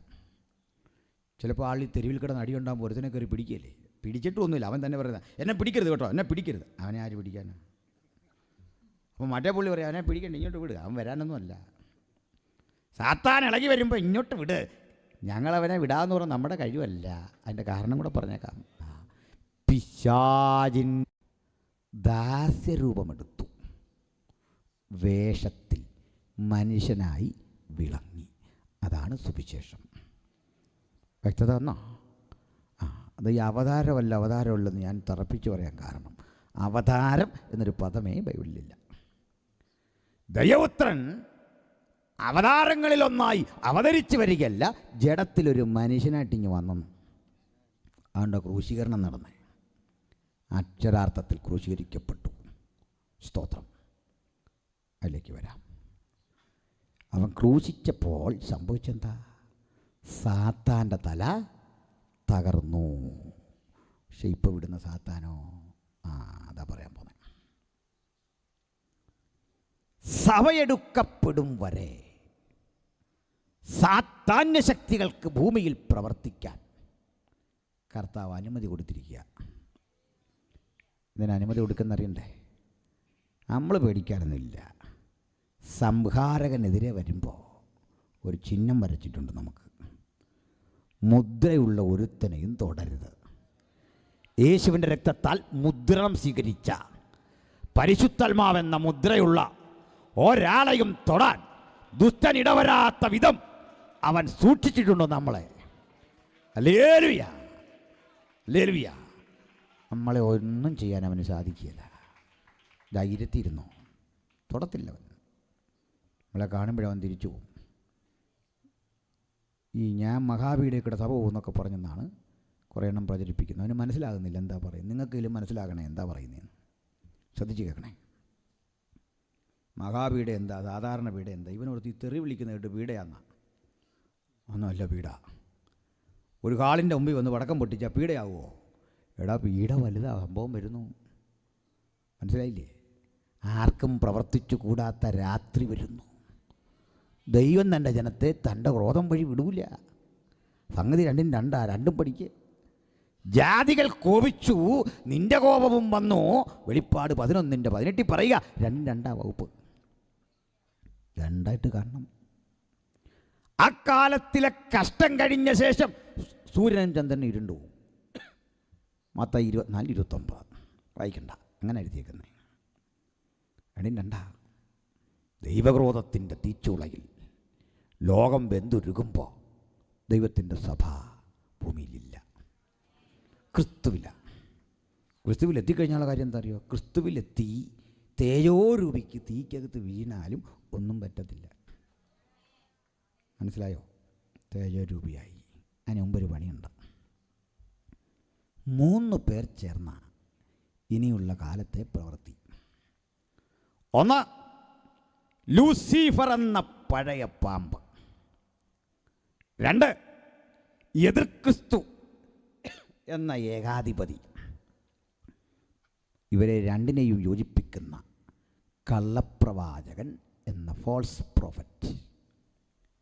ഇതിൽ എതിർ ക്രിസ്തുവിനെ വായിലെ ശ്വാസത്താൽ ഉമിണ്ണുകളഞ്ഞ കർത്താവ് അവനെയും കള്ളപ്രവാചകനെയും പിടിച്ചു കെട്ടി ഗന്ധകത്തീപ്പൊയ്കയിലിടും. മറ്റവനോ പിശാചുണ്ടല്ലോ, ഇവരെ ക്യാപ്റ്റൻ, അവനെ പിടിച്ച് ബന്ധിക്കും 1000 കൊല്ലം. ബൈബിളിൽ എഴുതിയിരിക്കുന്ന സാത്താനില്ലാത്ത എതിർക്രിസ്തു നശിച്ചുപോയ കള്ളപ്രവാചകനില്ലാത്ത 1000 ആണ്ട്, അതിനാ ബൈബിൾ പറയുന്ന സഹസ്രാബ്ദ വാഴ്ച, 1000 ആണ്ട് വാഴ്ച. 1000 ആണ്ട് വാഴ്ചയുടെ മനോഹാരിത ഞാൻ വിശദീകരിക്കാൻ ആഗ്രഹിക്കുന്നില്ല, അതിന് നേരം പോരാ, അവസാനിപ്പിക്കണം എനിക്ക്. 1000 ആണ്ട് വാഴ്ച തീരുമ്പോൾ ഭൂമി പെരുകി മനുഷ്യ സമൂഹം വർദ്ധിച്ച് ഭൂമി മുഴുവനാകും. ആ മനുഷ്യർ ദൈവസഭയല്ല. കാരണം എന്താ? ദൈവസഭ ദൂതതുല്യരായി വിവാഹത്തിന് കൊടുക്കുന്നില്ല, വാങ്ങുന്നില്ല. ക്രിസ്തുവിൻ ശരീരമായി ക്രിസ്തുവിനോട് ചേർന്ന് ദൈവത്തിൻ്റെ സഭ നിൽക്കുമ്പോൾ തേജോരൂപികളായവർ ക്രിസ്തുവിനൊപ്പമെങ്കിൽ സന്താനപുഷ്ടിയുള്ളവനായി പെറ്റുവരുകാൻ ആദമിനെ അനുഗ്രഹിച്ച ദൈവം തൻ്റെ ഒരു ദിവസം ഈ ഭൂമിയിൽ എങ്ങനെ ഇരിക്കും എന്ന് കാണിച്ചു തരുന്ന 1000 ആണ്ട് വാഴ്ച. 1000 ആണ്ട് കഴിഞ്ഞവനെ അഴിച്ചുവിടും. അവൻ നന്ദി കെട്ട ഒരു പറ്റം ആളുകളെ തന്നിലേക്ക് ആകർഷിച്ച് യേശുവിനെതിരെ അന്ത്യകലാപത്തിനിറങ്ങിത്തിരിക്കും. ആ കലാപത്തിനിറങ്ങിത്തിരിക്കുന്ന ലൂസിഫർ എന്ന ശക്തി എണ്ണത്തിൽ കടൽക്കരയിലെ മണൽ പോലെ പെരുപ്പമുള്ള ഒരു ജനതയുമായി യേശുവിനെ ഏറ്റുമുട്ടാൻ വരുമ്പോൾ നമ്മുടെ കർത്താവ് 1000 വർഷം നിലനിൽക്കുന്ന ആ ഭരണം അതിമനോഹരമായി അതിൻ്റെ സമാപ്തിയിലേക്ക് കൊണ്ടുചെല്ലുമ്പോൾ അധികാരമോഹത്തിൻ്റെ വിത്തിട്ടുകൊണ്ട് ജനങ്ങളിൽ കുറേ ആളുകളെ അന്നും പിടിച്ചെടുക്കും. യേശുവിനെതിരെ കലഹിക്കാൻ പോകുമ്പോൾ പിതാവ് സ്വർഗത്തിലിരുന്ന് കണ്ട് ന്യായവിധി നടത്തുന്ന രംഗമാ 2-ാം സങ്കീർത്തനം. ദാവീദ് ആത്മാവിൽ കാണുക. ദാവീദ് പറയുക, ജാതികൾ കലഹിക്കുന്നു, വംശങ്ങൾ നടപ്പിലാകാത്ത വ്യർത്ഥമായ കാര്യങ്ങൾ ചിന്തിക്കുന്നു, അധിപതിക്കെതിരെ കൂട്ടം കൂടുന്നു, യഹോവയുടെ അഭിഷിക്തന് വിരോധമായി സംസാരിക്കുന്നു. ആകയാൽ ഭൂമിയിലെ രാജാക്കന്മാരെ ബുദ്ധി പഠിക്കുക. വേറൊന്നുമല്ല, അവനെ ആക്രമിക്കാൻ ചെല്ലുന്ന വഴിക്ക് പിതാവ് നിന്നെയൊക്കെ നശിപ്പിക്കും. വഴിയിൽ വെച്ച് നശിക്കാതിരിക്കാൻ ഒറ്റ വഴിയുണ്ട്. ആ വഴി ക്രിസ്തുവാ. ചെന്നങ്ങ് ചുംബിച്ച് ക്ഷമ പറ. ഹല്ലേലൂയ. ആ യുദ്ധത്തിൽ ലൂസിഫർ എന്നവനെ പിടിച്ച് കെട്ടി ഗന്ധക തീപ്പൊയിലേക്ക് തള്ളും. കണ്ടല്ലോ. പക്ഷെ ഓപ്പൺ ചെയ്തത് അവനല്ല.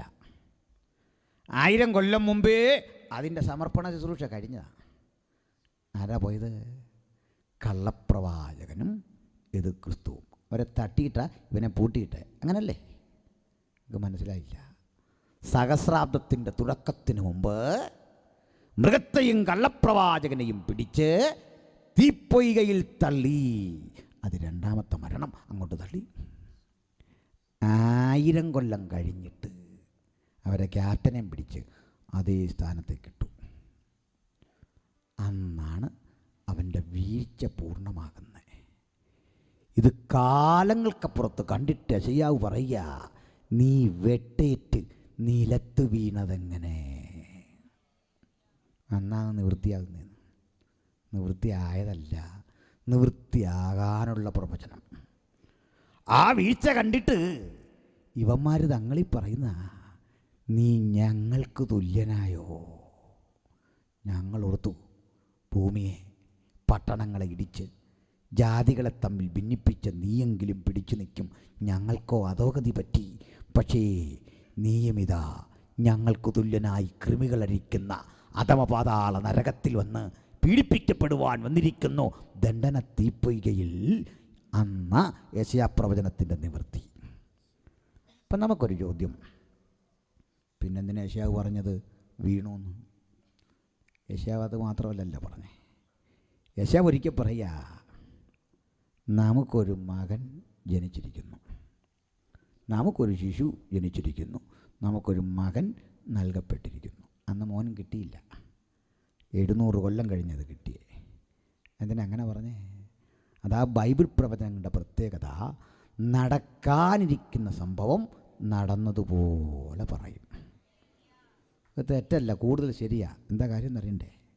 ദൈവത്തെ സംബന്ധിച്ചിടത്തോളം അത് നടന്നതാണെന്നും സ്ഥലം, കാലം, സമയം ഇവയുടെ ഭേദമില്ലാത്ത, ഗതിഭേദങ്ങളാൽ ആച്ഛാദനമില്ലാത്ത ദൈവം ഒരു കാര്യം പറഞ്ഞാൽ പറഞ്ഞത് അനുദപിക്കാൻ അവൻ മനുഷ്യനല്ല, സംഭവിച്ചിരിക്കുന്നു. അങ്ങനെ അവന് വെട്ടേറ്റു, അങ്ങനെ അവൻ്റെ തല തകർന്നു. ക്രൂശിൽ ജയോത്സവം നമ്മൾ കൊണ്ടാടി. എന്താ കാര്യം? അവൻ തകർന്നു. ഈ തകർച്ചയാ ക്രൂശിൽ സംഭവിച്ചതെന്ന്. ഇപ്പം മനസ്സിലായോ?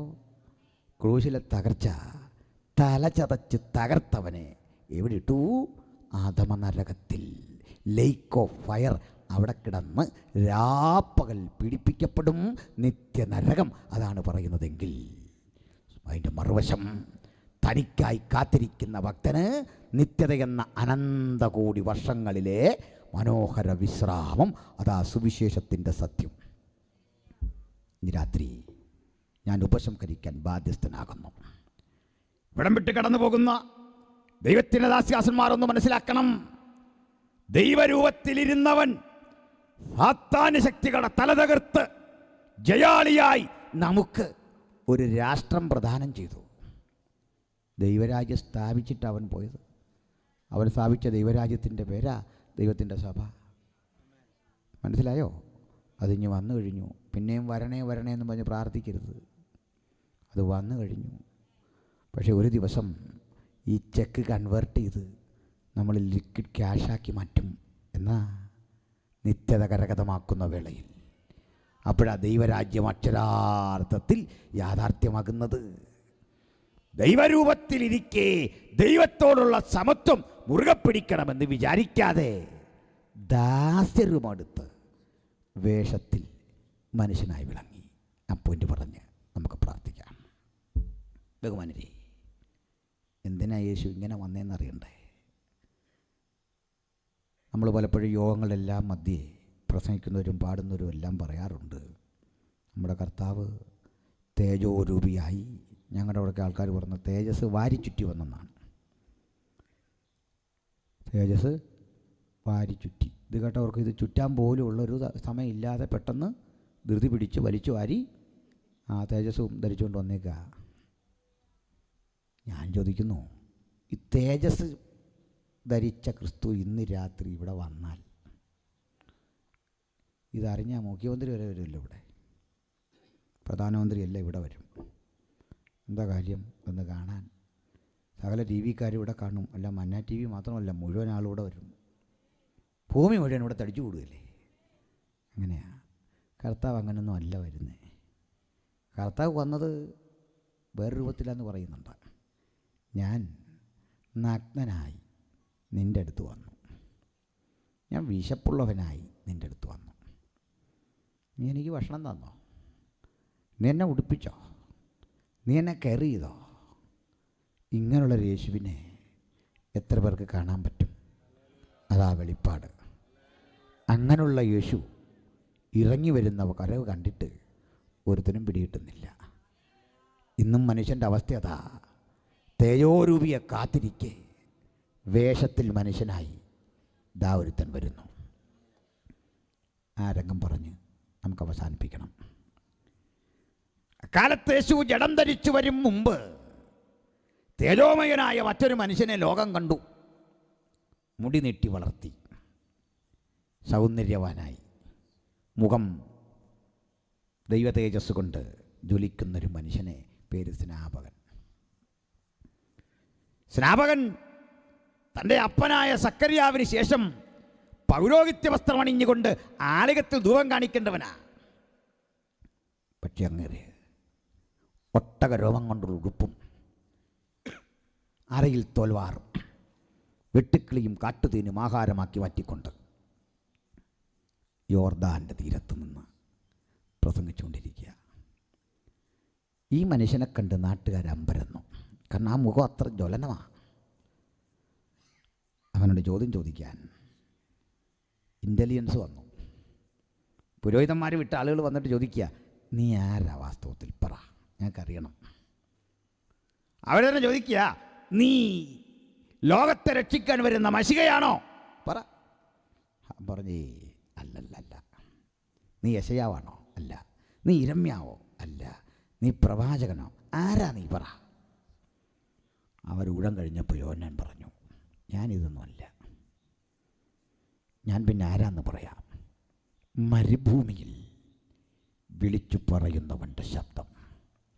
ഓഡിയൻസിൻ്റെ മുമ്പിലല്ല, 10,000 തടിച്ചുകൂടുന്നിടത്തല്ല, കേൾക്കാൻ ആരുമില്ലാത്ത മരുഭൂമിയിൽ, ഒരു പ്രതികരണവും ഉളവാകാത്ത സ്ഥലത്ത്, ആരും പ്രോത്സാഹിപ്പിക്കാനില്ലാത്ത ഇടത്ത് ഞാൻ ഒറ്റയ്ക്ക് നിന്ന് വിളിച്ചു പറയും, എൻ്റെ പിന്നാലെ ഒരുവൻ വരുന്നു. യോഹന്നാൻ പറയുമ്പോൾ 10,000 അവിടെ കൂടെയില്ല. പക്ഷേ ആ ശബ്ദം കെട്ടിറങ്ങി തിരിച്ച ക്രിസ്തുവിൻ്റെ അനുഗാമികളെ എണ്ണം 10,000 കൊണ്ടോ ലക്ഷം കൊണ്ടോ തീർന്നില്ല. കോടാനുകോടികൾ അനുഗമിക്കുന്നവൻ യേശുവാ. ഹല്ലേലൂയ. ആയിരങ്ങളല്ല, കോടാനുകോടികൾ അവനെ അനുഗമിച്ചു. Price the Lord. എൻ്റെ സന്തോഷം,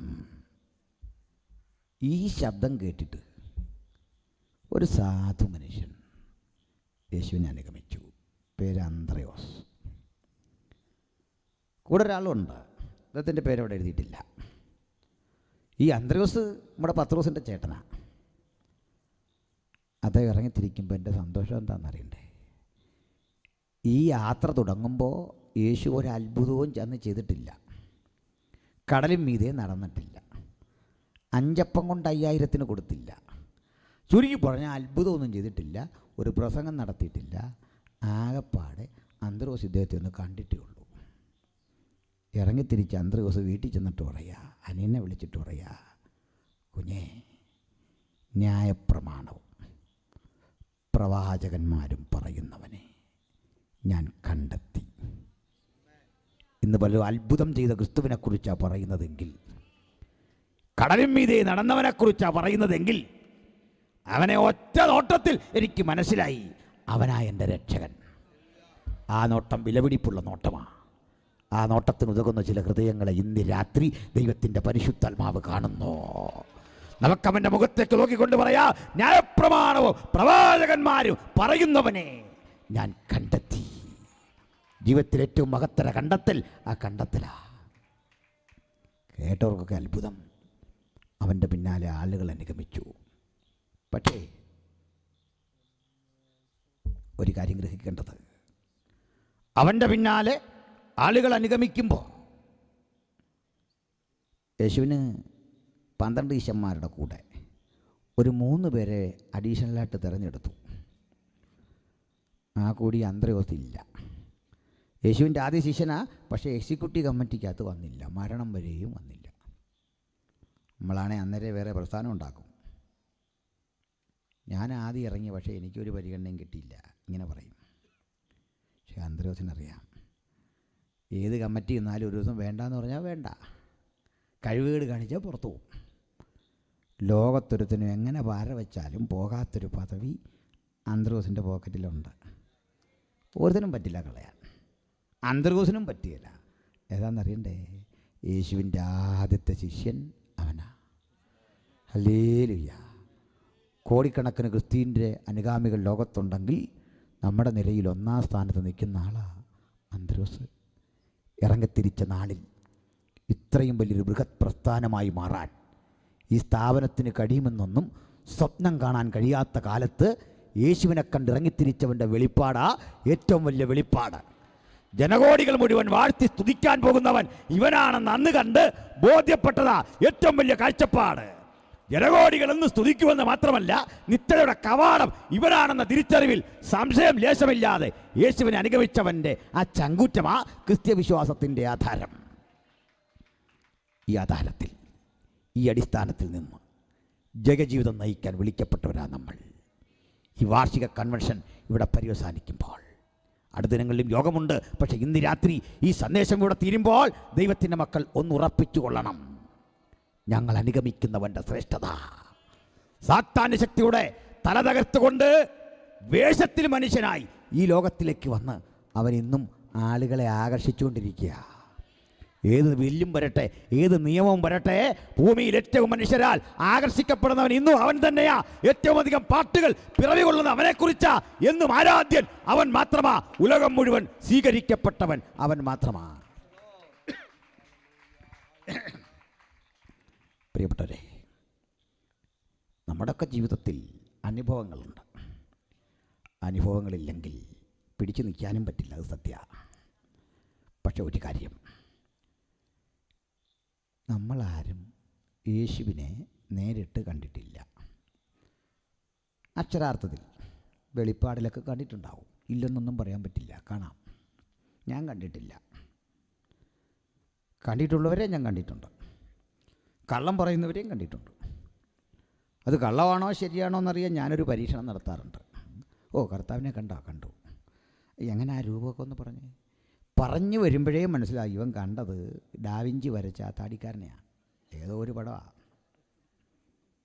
മനസ്സിലായില്ലേ? അടുത്തായിട്ട് ചോദിക്കാനുള്ള ടെക്നിക്കുണ്ട്. എങ്ങനെ ആ കൈയൊക്കെ? ആ കൈ എൻ്റെ ദൈവദാസനെ ഇവിടുന്ന് രക്തം ഇങ്ങനെ ഒലിക്കിയല്ലേ. അവിടെ നിന്നല്ല കൈ, മുറിപ്പാട് അവിടെ നിന്നല്ല, എൻ്റെ ഇവിടെ സ്പേസ് മാറിപ്പോയി.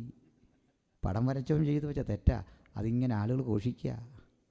ഞാൻ ക്രൂശീകരണം എന്ന് പറഞ്ഞൊരു കാര്യം പറഞ്ഞിട്ടുണ്ട്, യൂട്യൂബിലുണ്ട്, കണ്ടാൽ മനസ്സിലാവും ക്രൂശീകരിക്കുന്ന രീതിയൊക്കെ.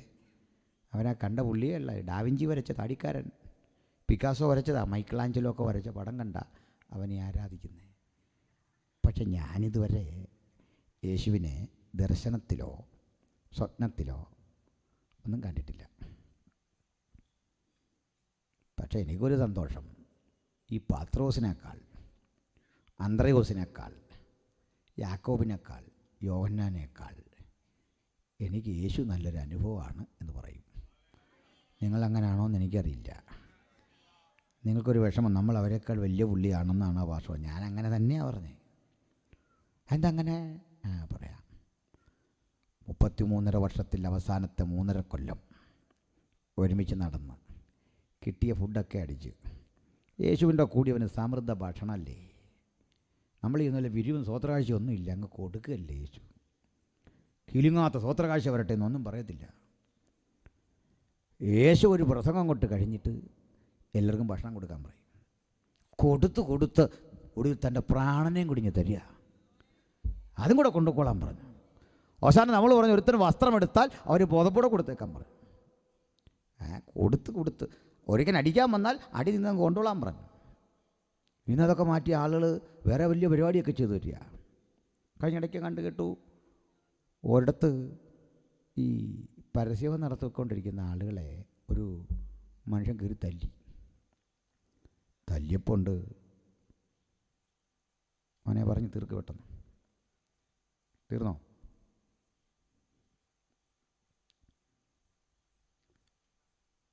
തീരട്ടെന്നാ. അപ്പോൾ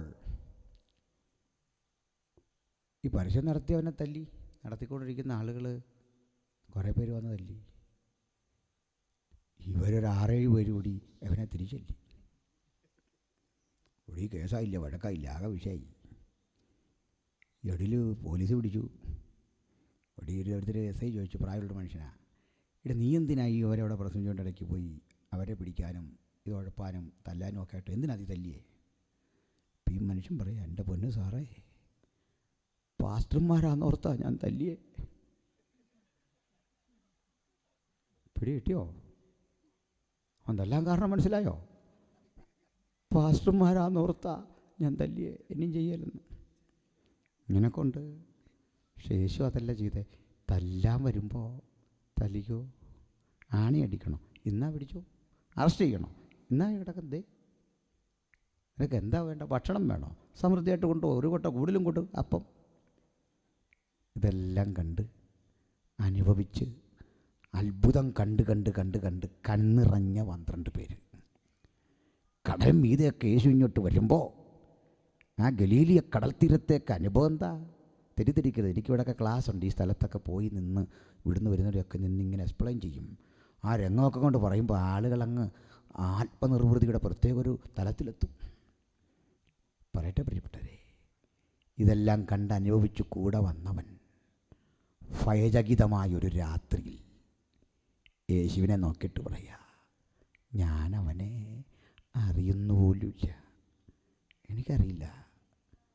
ഭക്ഷണം കഴിച്ചവൻ, കൂടെ നടന്നവൻ, കടലും മീതെ നടന്നു പോന്ന കണ്ടുല്ലസിച്ചവൻ, കഴുതപ്പുറത്ത് വന്നപ്പോൾ ഓശാന പാടിയവൻ.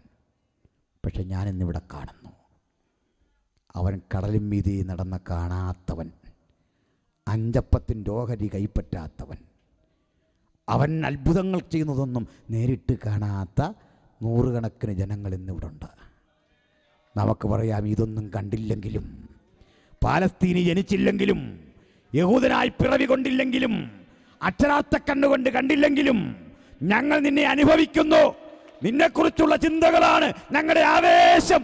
നീ ഹൃദയത്തിൻ്റെ ഉള്ളിൽ ജ്വലിപ്പിക്കുന്ന ചിന്തയാ ഞങ്ങളുടെ പ്രചോദനം.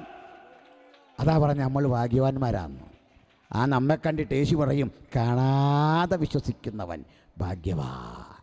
അമനോഹര ഭാഗ്യവത വീട്, ജയജീവിതം കരകതമാക്കാൻ നിരാതി നമുക്കെല്ലാം കഴിയട്ടെ. കണ്ണുകളടച്ചാട്ടെ, പ്രാർത്ഥനയ്ക്കൊരുങ്ങട്ടെ, എല്ലാ ഹൃദയങ്ങളും ഏകാഗ്രമാക്കട്ടെ. എല്ലാവരും തങ്ങളെ തന്നെ സമർപ്പിച്ചാട്ടെ.